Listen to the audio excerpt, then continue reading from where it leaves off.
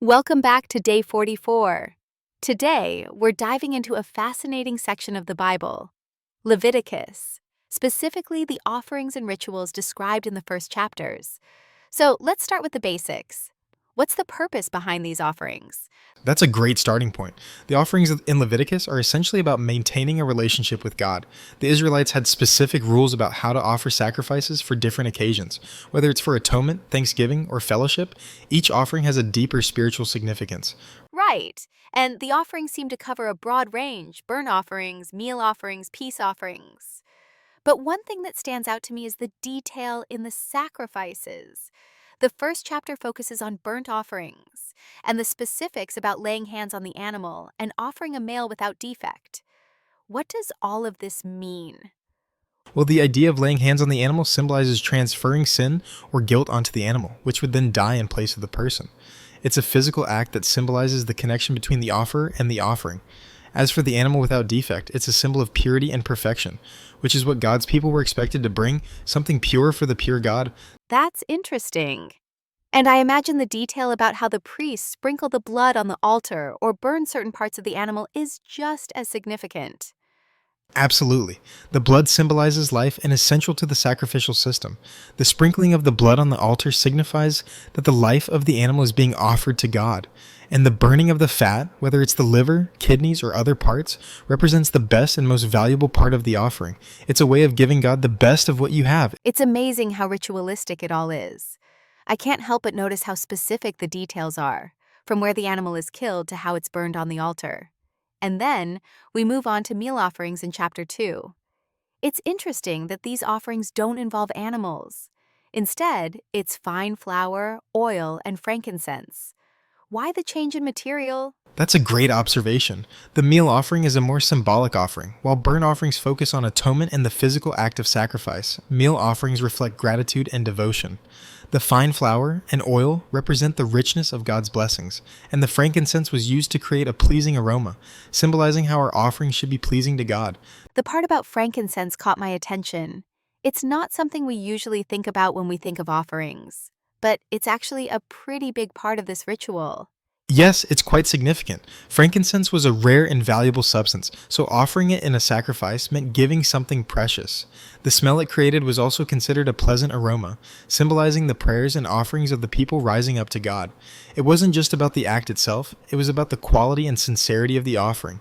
Speaking of the quality of the offering, there's a mention in chapter 2 that no meal offering should include yeast or honey. That's pretty specific. Why do you think these ingredients were excluded? Yeast in particular was seen as a symbol of corruption or impurity in the ancient world.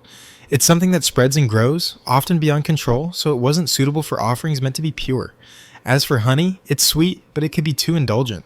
The idea was to offer something simple and pure to God, something that wasn't about excess or luxury. So, it's not just about the physical act of offering. It's also about the attitude behind the offering: humility, purity, and sincerity. Exactly. That's why salt was so important too. Salt represents the covenant between God and Israel. It's a preservative, something that keeps things intact and enduring. So when the text says that all offerings must be seasoned with salt, it's a reminder that their relationship with God is meant to be lasting and unbroken. That's a powerful symbol. Moving on to the peace offerings in chapter 3, these seem a bit different. It's all about fellowship and thanksgiving. What do you think sets these apart from the other offerings? The peace offering is more celebratory in nature. It's about communion with God, showing gratitude for his blessings and the peace he provides. The animal offered could be from the herd or flock, and the offerer gets to share part of the offering with the priest and even with family members, symbolizing fellowship and unity. It's not just about God, but also about maintaining relationships with others. Right. It's like a shared meal with God and the community. But even in the peace offering, there's a focus on purity. The animal must still be without defect, and only the best parts are offered. It's a theme that keeps coming up. Yes, that's true. It's about giving God the best of what you have, whether it's your livestock or the best parts of it. The principle is that God deserves your utmost, whether it's in sin offerings, burnt offerings, or peace offerings. And there's a lot of focus on atonement throughout these chapters. For example, in chapter 4, there's a detailed discussion about sin offerings for unintentional sins, including provisions for the community, priests, and rulers. It seems like there's a system for every level of sin and for each type of person in the community. Absolutely. Leviticus is incredibly detailed about how to deal with sin, whether it's a sin committed by the entire congregation or a sin by an individual. The same principle applies. There has to be a way to restore the relationship with God. The sin offering allows for that restoration. It's about acknowledging wrongdoing, taking responsibility, and seeking forgiveness. I'm also struck by the idea of the sin offering being for both unintentional and intentional sins. Is that the case, or is it just about unintentional sins? It's mostly about unintentional sins. If someone sins unknowingly or unintentionally, they're still guilty, but they can make atonement. The sin offering provides a way to cleanse that guilt.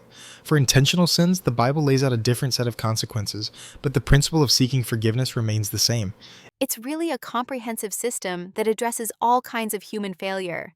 I think it shows how serious the Israelites took their relationship with God and how much they valued maintaining purity and reconciliation. Absolutely, and that's what makes these rituals so powerful. They weren't just about ritualistic acts, they were a deep expression of faith, responsibility, and a desire for closeness with God. Even the most detailed aspects of these offerings had profound spiritual meaning. It's been fascinating to unpack these chapters and explore the layers of meaning behind each offering. The focus on atonement, purity, and communion really stands out.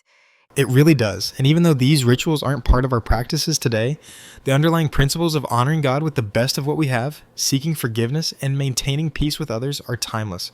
That's what makes these teachings still relevant. Definitely. Well, that's all we have for today's discussion on the offerings in Leviticus.